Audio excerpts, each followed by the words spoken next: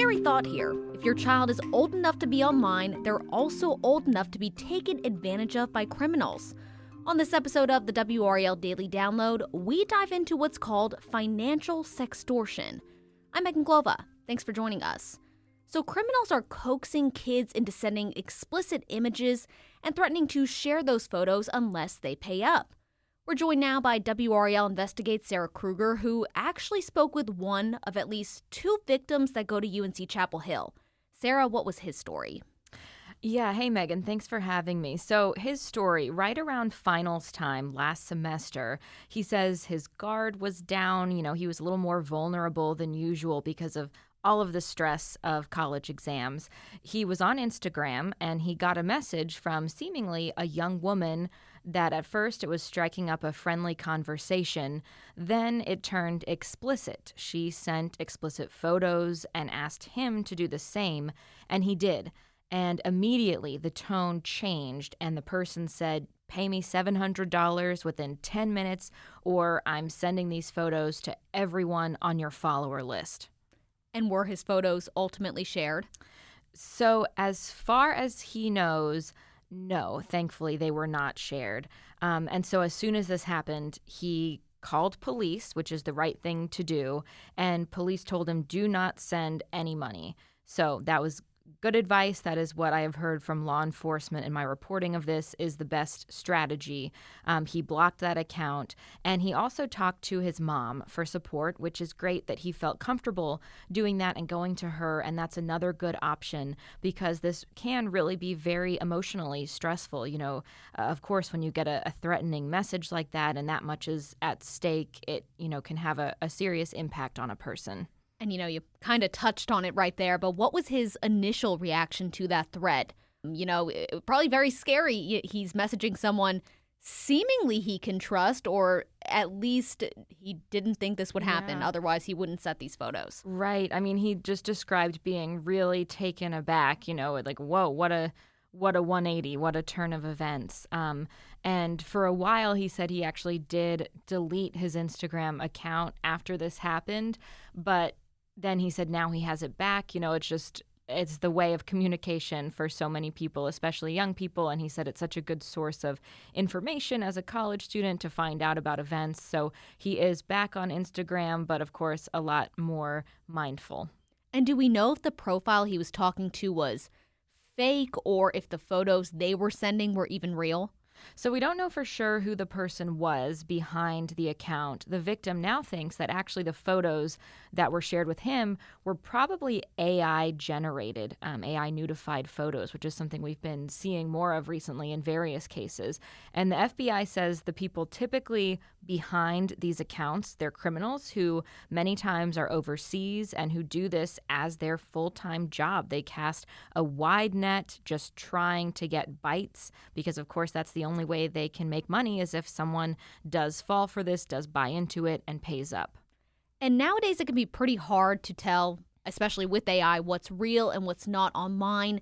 Did he mention anything about the profile itself, if that looked convincing, or did he just get the message and respond to it? Yeah, so he said the explicit photos that were shared with him match the photo of the woman in the profile picture. So that, to him, all seemed very convincing.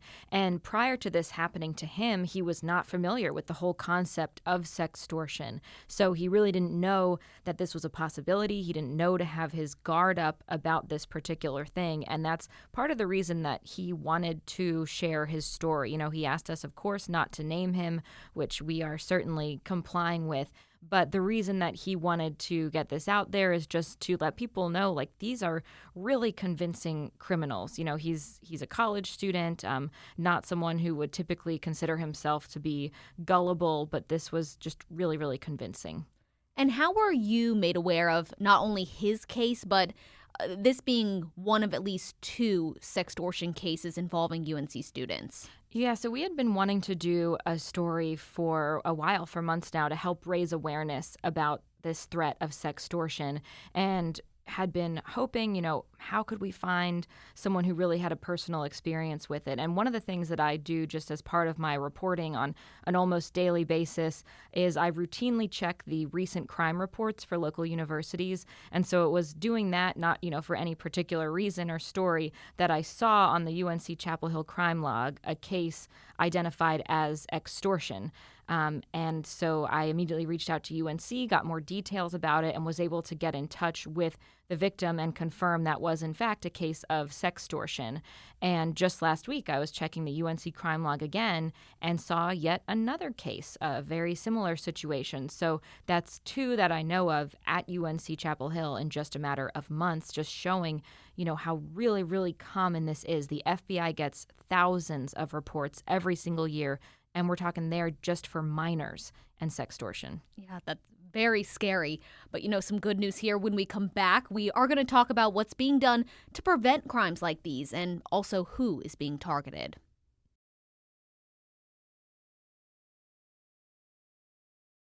So, Sarah, what's being done by social media companies to prevent sextortion or similar crimes on these apps? Meta recently rolled out some new features specifically to target sextortion, knowing that this is a really growing threat and it's one that oftentimes occurs on their platforms, on Instagram. So one thing they'll do is they will now alert you if you are corresponding with someone who is in a foreign country, since according to law enforcement officers, many times the people who are committing these crimes of sextortion, they are in foreign countries. And another thing Meta has done, they've also made sure that things noted as view once, so if you send a photo to someone and you designate it as view once, now those photos are not allowed to be screenshotted. And then another thing they've done is if they have an account they think is a potential spam account, they now do not allow that account to see people's follower lists. So they've hidden that because we know that's often how these sextortion attempts work is they say, okay, I've got this photo of you. Now I'm going to send it to everyone in your follower list. Right. And are certain ages or genders being targeted more frequently? Yeah. So according to the FBI, what they've seen pretty recently is a shift to now it is teenage boys who are most often the victims of these crimes. And, is being wary of people you don't know online enough to prevent this, or what exactly should people be looking out for? Yeah, I mean, it's hard, to have just one clear solution that would definitely prevent this. But what the FBI recommended is if you do not know the person, then your red flag should be up. The FBI spokesperson I talked to, she's a mom. She actually said she would occasionally sit down with her son and go through his Instagram list and unfollow the people that he didn't know. And she recommended that parents do the same and just be mindful, be involved with your kids, make sure they're aware of this as a threat so that they can really just have their, wherewithal about them to be on the lookout.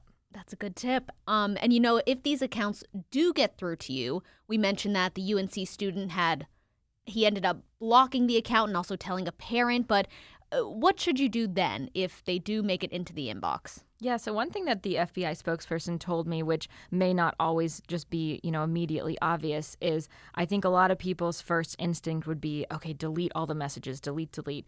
But what she said is actually do not delete the messages because law enforcement needs those to pursue the criminal case, to have the best chance at prosecution.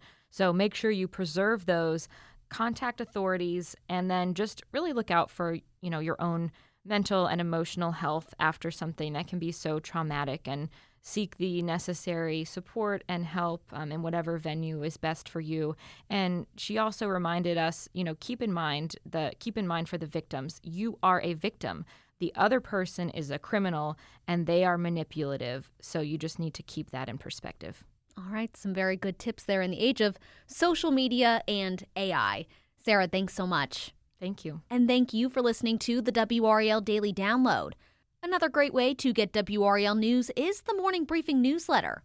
It's a daily email that's waiting in your inbox every morning with local news, events, and headlines, getting you ready for the day. Sign up at WRAL.com/newsletter.